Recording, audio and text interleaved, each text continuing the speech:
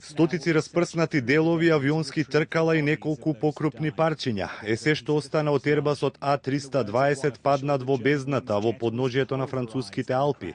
Единствена добра вест во купот остатоци и безживотни тела е пронајдената црна кутија, која треба да даде одговори што се случи на фаталниот лет Барселона-Дизелдорф.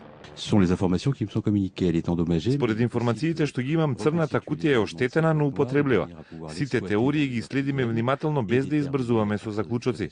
Ја исклучуваме можноста од терористички напад, затоа што остатоците се сконцентрирани на простор од 150 метри, што упатува дека авионот не е експлодирал во воздух. Според надлежните клучно е да се утврди што се случило точно во 10:53, кога авионот се губи од радарите. Последните информации велат дека леталото не 8, туку цели 18 минути ја губело висината. Од 11 километри Ербасот се спуштил на 2, понирајќи во просек по 600 метри во минута, пред да удри во врв и да се струполи.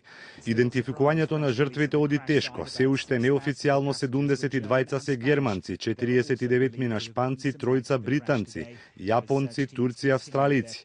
Роднините веќе почнаа да пристигнуваат во местото Сейнлес Алп, каде што локалната гимназија е претворена во импровизирана капела. Ангажиравме тим од психолози и доктори кои во секој момент им пружат помош на семејствата на жртвите, зашто во моментот најважно ни е тие да ја пребродат оваа голема трагедија. Најтраорно е во германскиот град Халтерн, од каде што во петокот на училишна размена во Шпанија отидоа, но не се вратија група 15 годишници и нивните професори. Дефинитивно, ова е најцрниот момент во историјата на нашиот град. Со жалење можам да соопштам дека на листата на патници беа и 16 наши ученици и 2 професори. Во морето од медиумски шпекулации се протегаат неколку теории, од дефект на моторот преку губење на притисокот во кабината до компјутерска грешка.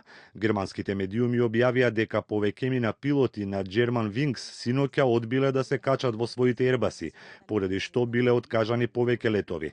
Ден пред несреќата авионот пријавил дефект на шасијата.